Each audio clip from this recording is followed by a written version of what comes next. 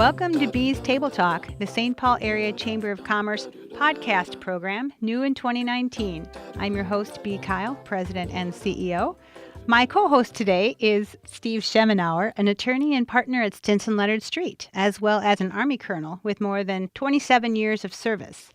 He's currently the brigade commander for the 347th Regional Support Group, Minnesota Army National Guard.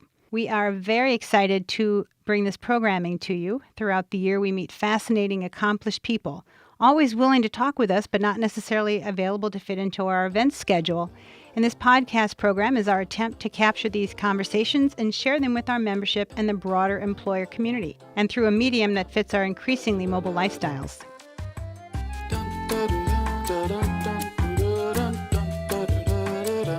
Today we are featuring retired Brigadier General Carol Eggert, currently the Senior VP of Military and Veteran Affairs at Comcast NBC Universal.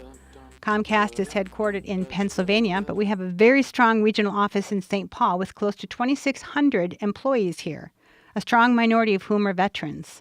As a veteran myself, I see this as a very strategic priority for Comcast because we bring extraordinary skills and commitment to the workplace. So welcome, General. Thank you for being here. I'm honored to be here. It's great to have this opportunity to share what we're doing at Comcast. Great, thank you. We're going to keep this very relaxed because we really want to hear from you. And can you, first of all, tell us about your last role in active duty and how you wound up at Comcast? I retired from the Army in the end of 2014, 2015, beginning of 2015, and I thought I was retired. I had collected my pension. That's a nice thing. And I wasn't looking for a job, but I got a call from Comcast about this new initiative to engage the military community. And what do we as veterans always do when you're asked to help or do something? We say yes. And so I said, of course, I'll come in and we'll put together a strategy and implement a program to engage the community, the military community, across our entire footprint. And this includes NBC Universal also, so the parks, the studios, and the news up at 30 Rock. So I often say I wasn't looking for a job, I wasn't looking for a position, but I found a purpose. That's very exciting. I have to tell you, as I was reading your bio, before the podcast, we all three were sharing military stories, Steve and Carol more relevantly than I, but I was looking at our bios, and you were a distinguished military grad in 1985, and I graduated in 1986. You were a second lieutenant in 1985, and I started in 1986, and we both made it to captain in 1990. So that's kind of a nice tie in there. Nice parallel. Mm-hmm. Can you tell us, I know we'd like to talk a lot about the veteran community in the workplace. And before we do that, can you tell us a little bit about your career and a story about your most rewarding tour and why? Well, I'll touch on that bios you just gave us. What you're being so kind to omit is that I actually started in 1972 as an enlisted soldier with the Women's Army Corps Band. So I was in a segregated army, segregated by gender. So you can imagine I have some stories. I then went on to go to officer candidate school and received my commission in 1985, but that is post a good 12 years of enlisted time. So you ask, why did I join the military at 17? And like many veterans, I come from a family of 8 children, and it was the GI Bill. The GI Bill is an incredible benefit that can change our society, and actually did change our society after World War II. And I joined for the GI Bill, but also I played the French horn in high school. And I wanted to continue with music, and I was not a prodigy that could go into one of the symphonies. Nice. But this was a place to play. There was only one opening in the Women's Army Corps Band. It was the scariest audition I've ever done, but I was accepted in. And I went on to play in the band and travel and bring music to communities. So what a great start for a 17-year-old. And when I finished that, I went on to college. Very nice. Thank you for that. So, ma'am, there are events in our lives where we can all remember exactly where we were. And so I'm curious, where were you on 9/11? On 9/11, I was a member of the Pennsylvania National Guard. So my career is both active duty, civilian jobs, and then guard and reserve time. So some people might say I could never hold a job. I switched components so many times. But on 9/11, I was actually at home. My children were at school, and you watch the news, and I immediately went and got my children, and like many veterans, the first thing you're thinking is, I need to get ready to go support. So yes, it is a transformative moment. Now, being older than both of you, I can also remember when Kennedy died and was shot and was assassinated, and I was in 4th grade, and that was also a transformative moment. So maybe that's when I started thinking about something bigger and about the country and how these events can actually change the course of a country. Well, I'm looking at both of you and smiling because you have some touch points in your active duty time I would love to share with our listening audience. Steve, can you introduce how you two know one another? Sure. So then Colonel Eggert and I worked together. We were both deployed to Iraq, and now General Eggert. So I was stationed in Basra with the 34th Infantry Division, Red Bulls, and General Eggert was an augmentee from the Pennsylvania Guard. And ma'am, if I recall correctly, you were working with the female initiative and the PRTs at the time, correct? So it's an interesting thing, and many folks don't understand augmentees and how does an individual person get attached to another unit. But when I heard the Red Bulls were deploying and they needed a colonel that could handle some of those assignments, what do? Once again, you say, whatever you need, you say yes. And I was originally assigned as a liaison to the U.S. Embassy for the 34th. What a great assignment. And I then moved on. I was asked to stay on and support the provincial reconstruction team. So think of those as the State Department folks that are out within the country building up Iraq. And so I was a liaison to help explain what the military does, what the State Department does, and to try to bring those two together, because like silos everywhere, there were silos there. And what's interesting is the military had the money, the Department of Defense had the money, the State Department had the rebuilding mission, but we had to work together so that the Army didn't put a school in the middle of nowhere where the State Department wasn't trying to build relationships. So it was fascinating to bring that together. I also then went on to support the Iraqi Ministry of Women's Affairs in their economic, social, and political empowerment of women, and advising them on how they could work with the U.S. Department of State as well as the military, and how we could all work together. So programs, economic programs, many of the men had been lost. So these are women trying to support their family. So think fish farms, honey farms, and how do we help them put those things into place. So it was an incredible tour, but it was also very challenging, but also to be there when they got the vote. How incredible that was, the picture of people holding up their finger, showing that they had been voted and had the inked finger, and to see women who voted. So very rewarding experience. What were some observations as a woman that you took away from in that transition as you were experiencing Iraqi women learning about freedom and what that meant? Well, what many folks don't understand is actually in Saddam Hussein's reign, it was a very progressive country. It fell apart afterwards because we had to rebuild it. What I thought was rather amusing is when the Reconstruction government came in, the U.S.-sponsored government, we started to build the government in Iraq. It was mandated that, I believe it was about 35% in Congress had to be women in the Iraqi Congress. And I got nothing but a chuckle out of that, since we didn't even have that here in the United States. And I'm trying to figure out, okay, why can we mandate that at another country when we are not doing it? So to see those discrepancies, but also to see how women will work to stabilize their families and stabilize the economy. And Hillary Clinton played a large role in this, in that she tasked the State Department to ensure they had programs to empower women, because she recognized that you will not stabilize a country if you don't stabilize the women and the families. So to be part of that, I actually helped prepare a brief for Hillary Clinton on what those efforts were. So very, very rewarding. And I know, as you understand, when you've served in combat, you come back with a completely different perspective on how lucky we are here. Not lucky, but how fortunate we are, and how hard we work, how messy this democracy can be, but it's one that we need and need to support. And you have a tolerance for the democratic process, and you also realize you must play a role in that democratic process. It's not a perfect process, but it's the best one out there, right? And even if it's not the best one, it's one that we all need to participate in to make it the best one. I agree with you. And I think that's one thing veterans bring. They're willing and able and educated to be part of the system.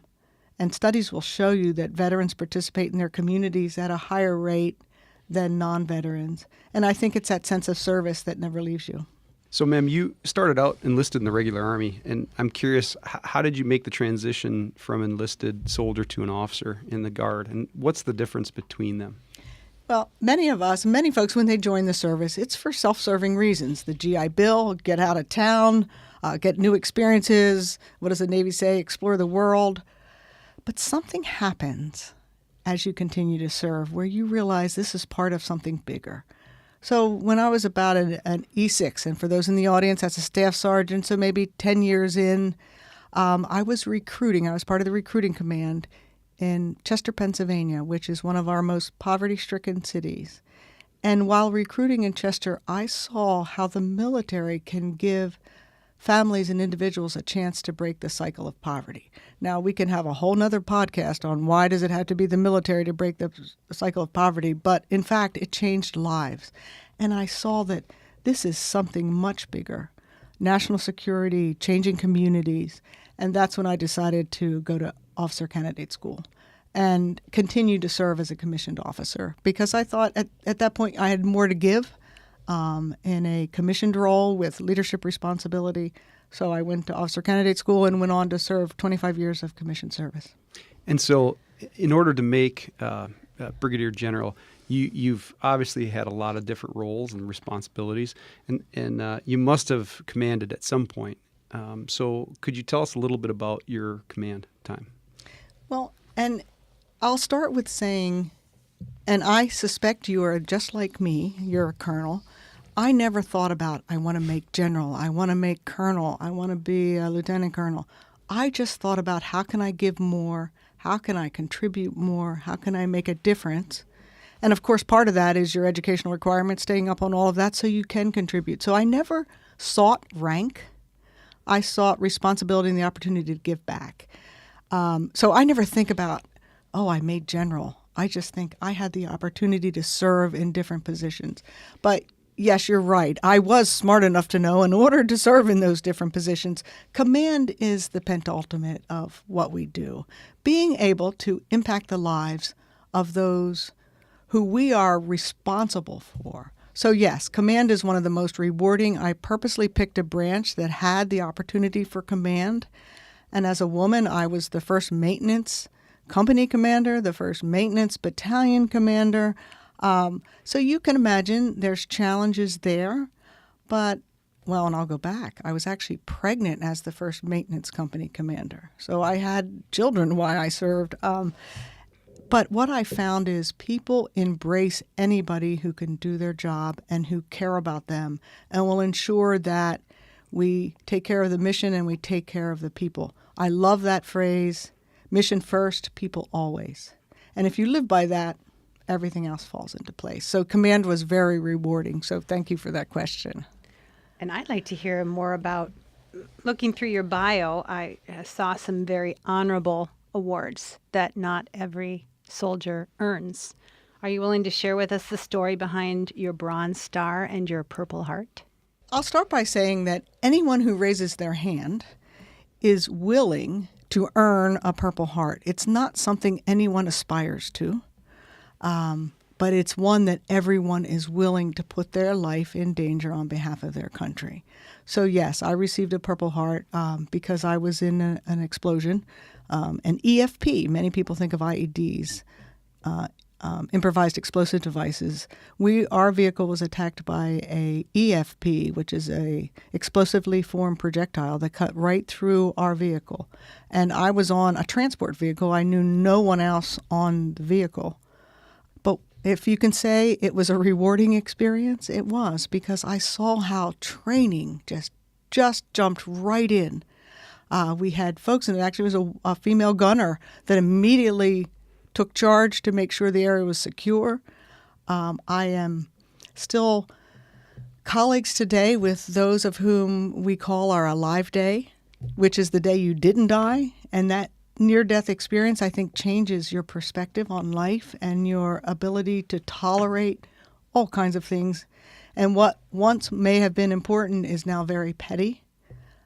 And one of those being our democracy. You're much more tolerant of the messy democracy. You're much more tolerant of squabbles.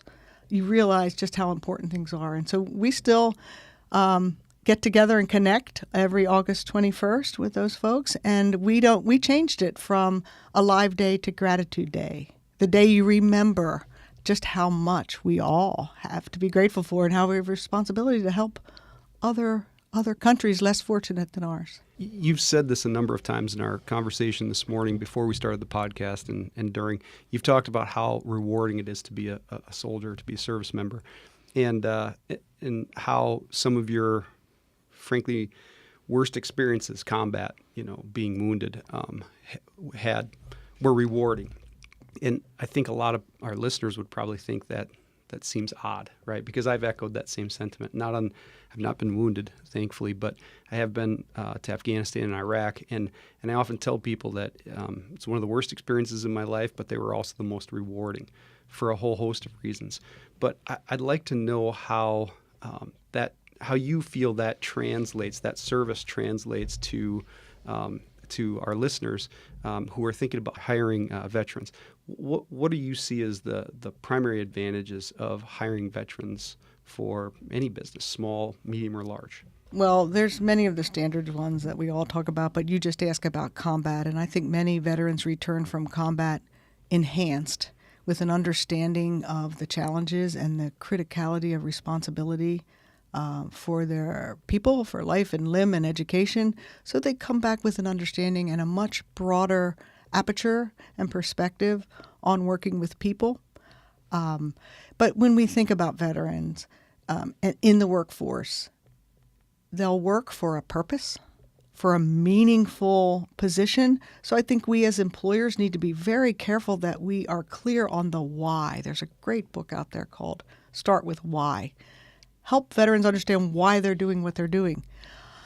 Many people think, and veterans sometimes get this mixed up, that profit is the dark side. Well, I have learned from our time at the War College and our time in senior education that a strong, robust economy contributes to our national security. So when veterans are employed and contribute to the success of a company, they are contributing to the national security of this country. When I joined Comcast, some of my colleagues said, "Oh, you're going to the dark side, the for-profit, as if you're evil." But our profit companies, the companies, your membership, they are patriots because they are building a strong economy that keeps us safe. There are those who threaten what we have every day, and a strong economy is one way to ward off those threats. So I think if our employers think about the perspective our veterans have when they come out, the other thing I would caution about is there is no one single profile of veterans. We have us who have served 25 years or continue to serve, so understanding your Guard and Reserve. There are those first time, one term of service that get out, like the 24-year-olds or the 25-year-olds. And by the way, we have an unemployment issue with veterans that is improving by day, which actually today, when you lump all veterans together, is lower than the national average for unemployment. But there are pockets of veterans, those young enlisted that have never had a first job or even officers. So we have to understand that we're not all the same, and we have many different years of experience and experiences that we bring to the job. Women veterans is another challenged group, helping them own their place in the warrior ethos so that they can stand up as veterans. So employers just need to know that it's not one profile of veterans. Let's make sure we understand them. And I would love to talk about some of the things we've done to support our businesses to increase military acumen of the military community. Well, let's get into that because we're very interested in that and sharing some of these amazing resources with our membership.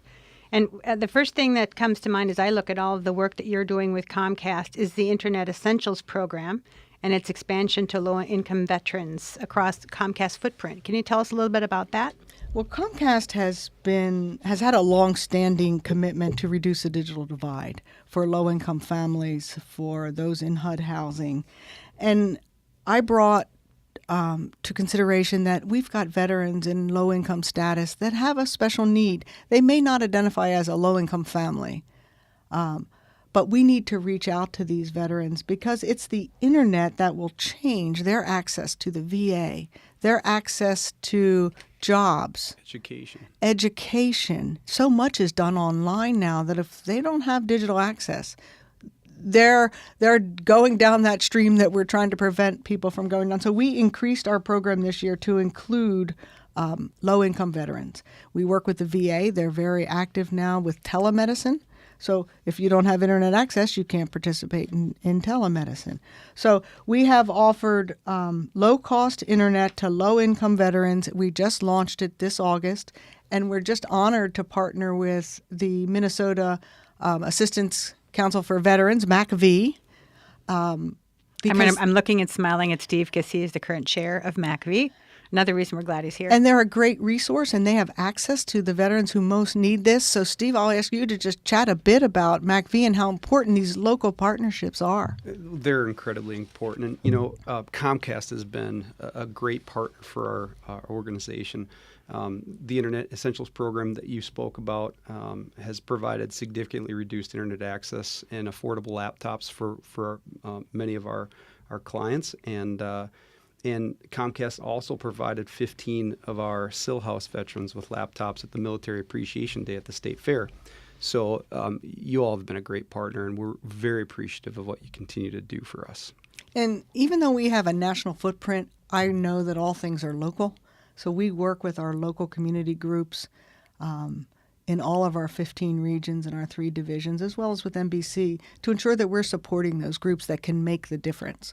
But on a national scale, we've done some other things that I'd like to chat about Please do. If you have some time. One thing we've done, and these are specifically for your members.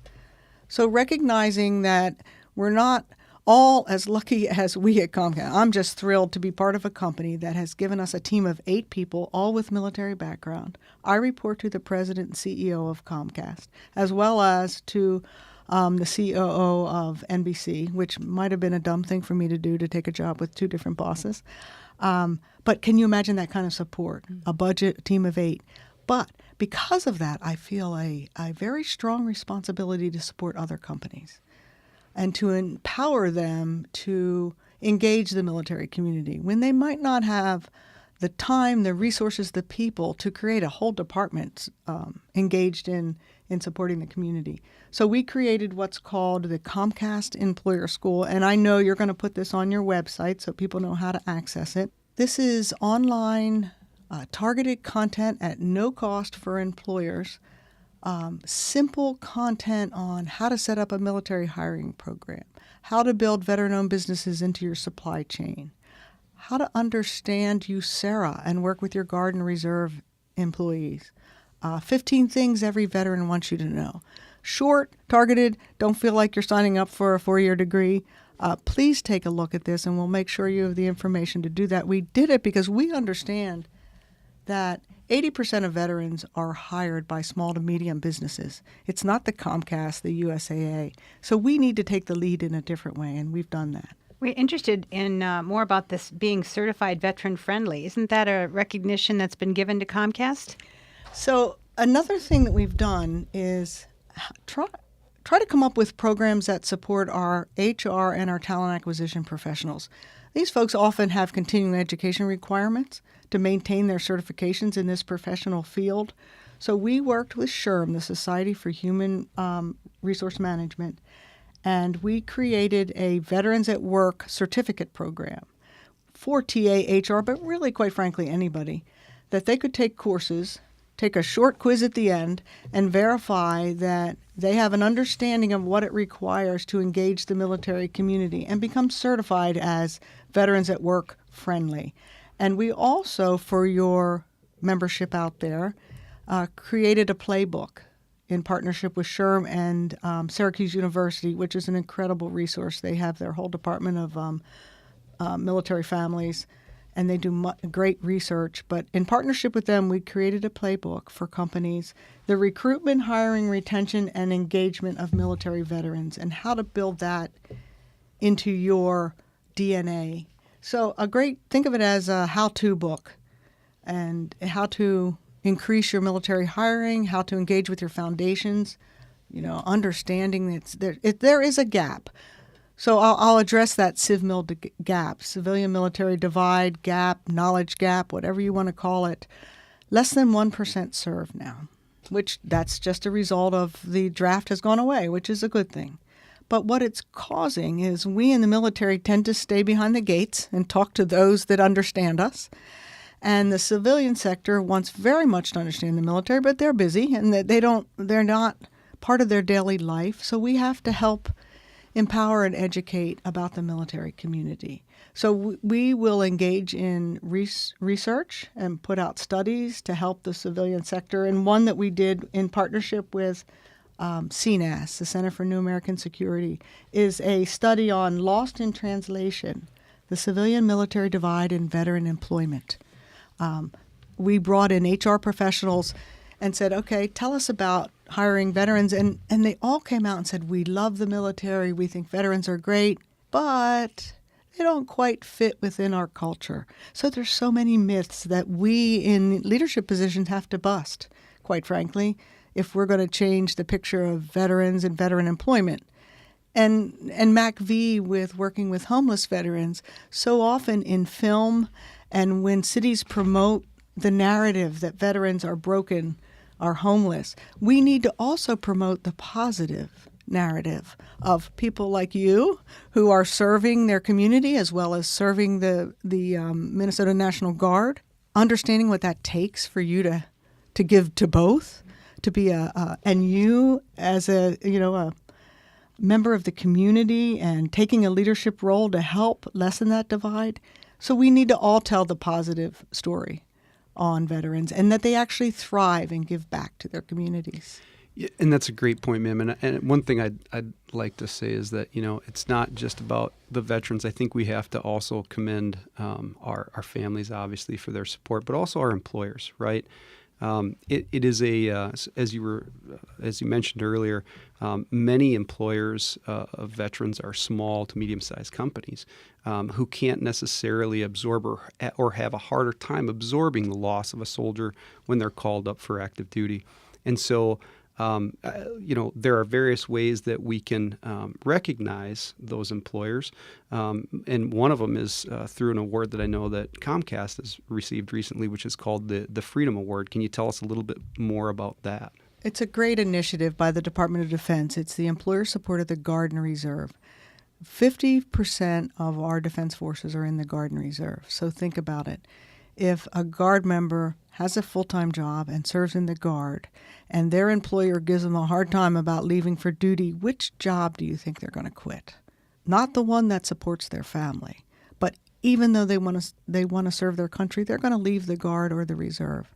So once again, we're patriots when we support our Guard and Reservists because we maintain that 50% of our defense forces so that these individuals can do both at a very low cost to the taxpayer. So employer support of the Guard and Reserve help educate employers on what are their responsibilities to Guard and Reservists, how can they ease the burden of service as well as maintaining your civilian job. And this group, Employer Support of the Guard and Reserve, reach out to them. They will certainly support you in your efforts to support your Guard and Reservists, but I know it is a burden, and I've suggested that perhaps there's tax credits for those employers who employ Guard and Reservists, because you're right, a small business can't really afford for their Guard member to leave for 6 months. It's a burden. And I know there's some research on that and what we can do. But yes, the award, so please look into the award program for ESGR and how your employers can be recognized and how you can be recognized for your support of the Guard and Reserve. We were very proud to receive the Secretary of Defense Award. But think about it. I served in the Guard. it's pretty easy to make sure we inform our entire company on what that means. We worked for 2 years and visited every one of our regions to inform them about their responsibilities of the Guard and Reserve and how much more we can do. Our benefits are above and beyond. We actually created, I'm proud of this, a concierge service. So when a Guard member is called up to go to a tornado or a hurricane and they have to be at the armory the next day, they simply call the concierge service and say, I have to be there tomorrow. The concierge service takes care of notifying their supervisor so they don't get burdened with that responsibility to notify everybody. And not every supervisor understands the rules. And they might say, I'm sorry, you can't go tomorrow. You're on call. So we've eased the burden for our supervisors to not have to know every single in and out of Guard and Reserve duty. And a little recognition goes a long ways, right? Yes. And so I do want to thank all the employers out there as a member who served in the Guard and on active duty. Thank you for what you're doing to support these communities. They are essential. Once again, I go back to national defense. So, ma'am, what's your biggest piece of advice for employers? What should our employers do to support veterans? Well, use the resources I referenced. I think the biggest challenge is education, making sure we understand our military community and how we can best support them. Educate your workforce, reach out, and I guess maybe avoid bucketing everyone into one category of veteran so that we understand the challenges, and also sing the praises of your military employees. They usually are really great performers, and the more we talk about this, the more they'll be employed. And it's not just an employment issue. When I was hired, I was talking to the president. Actually, he was interviewing me, and I said, well, why did you decide to hire veterans? Now, if he had said to me, well, it's the right thing to do, they need us, they've served our country, that's the least we can do, I would have walked away. But he's no dummy, which of course I guess that's why he's the president and CEO. He said, because that's a talent pool that we're not familiar with. Not necessarily do we know how to go out and find them, but we do know that they can enrich our business and support our mission, and we want that talent in our company. And that's the right answer. Don't do it because it's the nice thing to do. Do it because it will improve your business and support your business mission. Well, and it will enhance their diversity and inclusion efforts, and it'll also provide a unique perspective that they may not otherwise get. Thank you for bringing that up about diversity and inclusion. We all care about D&I, but many people think, and rightfully so, that the military is primarily white male, and it is. But they have such a commitment, and they have led the way when it comes to diversity and inclusion. With African Americans, with Hispanics, and we in the military all take training every year, and we celebrate our diverse communities and our people of color.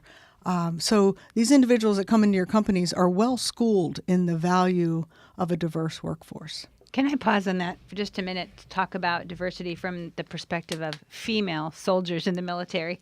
And in November, the first female soldier made it through Army Special Forces assessment and the selection process. Tell us more about that. That is very big news. Why is that?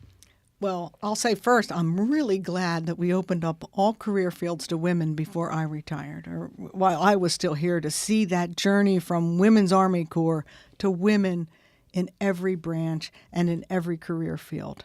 Because we know that diversity improves our workforce and our defense forces. And luckily, the military has always known that, and it's out of need. So it's not so much that they thought, oh, yes, this is the right thing to do.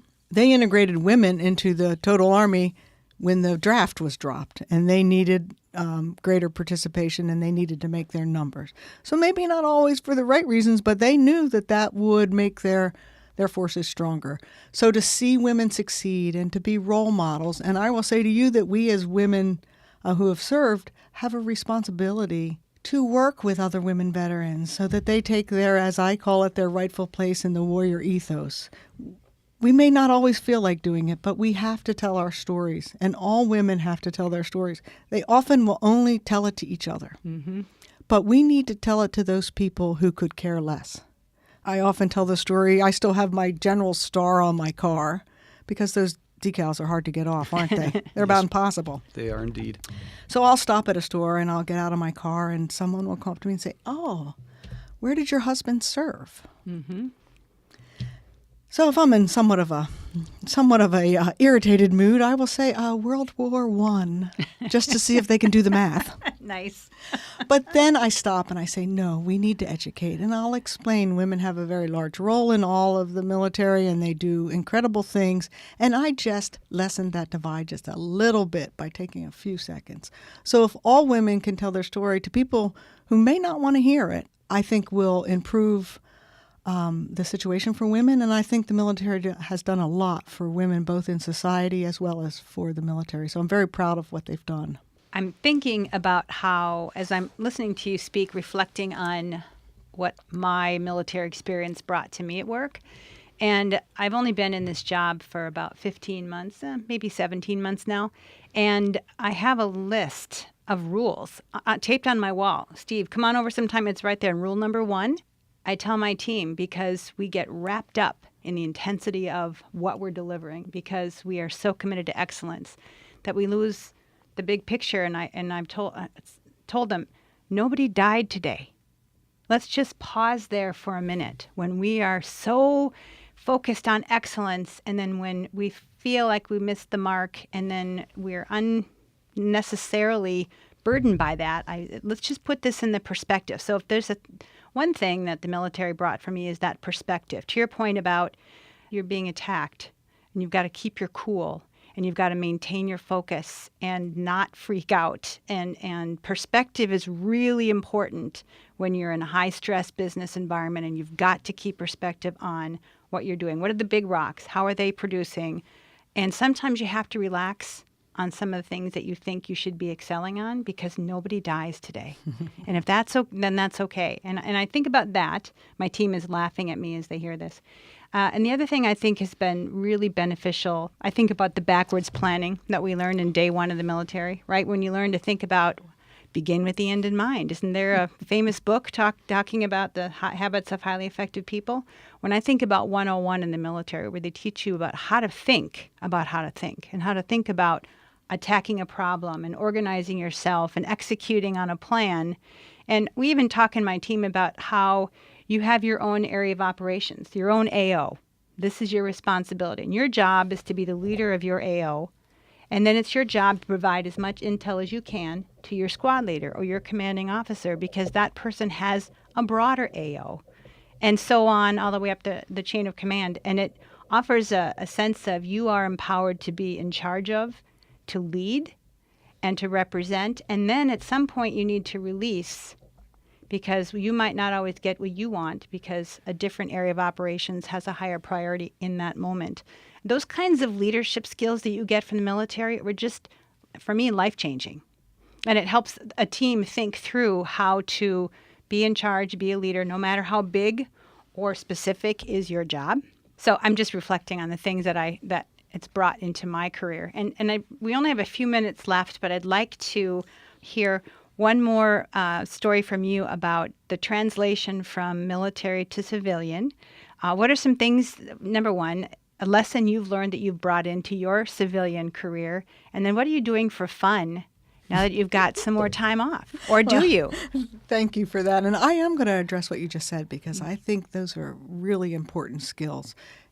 As a leader, being calm. Your team reflects how you respond. No matter how dangerous it is, no matter if you just got blown up, your team looks to you. So that's critical, that you keep your perspective and understand the why with the end in sight. That backwards planning that we all learn is essential. It's funny, one of my colleagues just asked me yesterday, what do you miss most of the military? And I said, the disciplined thinking, the disciplined problem solving. We're not using logical fallacies to make our point. Being aware of that when we talk in team meetings, that you don't go off on tangents. You don't bring up the red herring. You remember in our school how we were so careful to be logical thinkers. So thanks for bringing that up. And that whole idea of situational analysis. Understand the world out there and where you fit. And I think that's a skill military bring to the table. But to answer your question, first of all, I'll answer the one, what do you do for fun? I'm so excited because I just scheduled a trip to Ottawa to skate the canals. It's 7 kilometers of canals are frozen all throughout the city, and they're open to skate. I've always wanted to do it, so I am going on President's Day weekend to skate the canals. I've never even Ottawa. heard of this. Me neither. Check it out. Fabulous. It's incredible. I'm so excited. I also do woodworking. I actually made pens for my team from the cutoff of our maintenance trailers. You know, it's a great tropical hardwood. And so when I left command, I gave everyone a pen made from, it's actually called Purple Heartwood, which is a hard tropical wood. So I love doing woodworking. So I do fit fun in there. Well, if you're mentioning fun, I have to mention the photo I saw of you and your Comcast team on Twitter. Looked like you were in an axe throwing competition. What was that about? We try to do team building events or just fun events. And so I let the team decide, and they came up with axe throwing. And it really was fun. And it's not quite as difficult as you might think. They keep the wood wet so that it's much easier to embed the axe. So that was a fun thing to do with the team. And I think that's critical. Also, I often speak to leaders and say, you know, take time and pause to have fun with your team. It's not all about driving forward at 1,000 miles an hour. Take time to know one another and to enjoy being together. So that was a great day. Nice. Well, we're out of time, unfortunately. I'm hoping that we get to visit more when we're off the microphone, but we wanted to say with very deep sincerity, thank you for your time. Thank you for your service. We're grateful for all that Comcast NBC Universal has done for the broader community and military community and for us here in Minnesota. So thank you again for joining us. And thank you for having us. And I also really respect the business community. So thank you for what you're doing to support the business community out there. And I'm glad we could play a small part in that support. Well, from my co-host Steve Schemenauer and myself, I wanted to say thank you for tuning in to Bee's Table Talk. You can go to stpaulchamber.com/podcasts to listen to more episodes featuring interviews like this one. We also will provide links to the resources that General Eggert mentioned in our conversation today. So make it a great day, and we'll see you in the trenches. Thank you so much.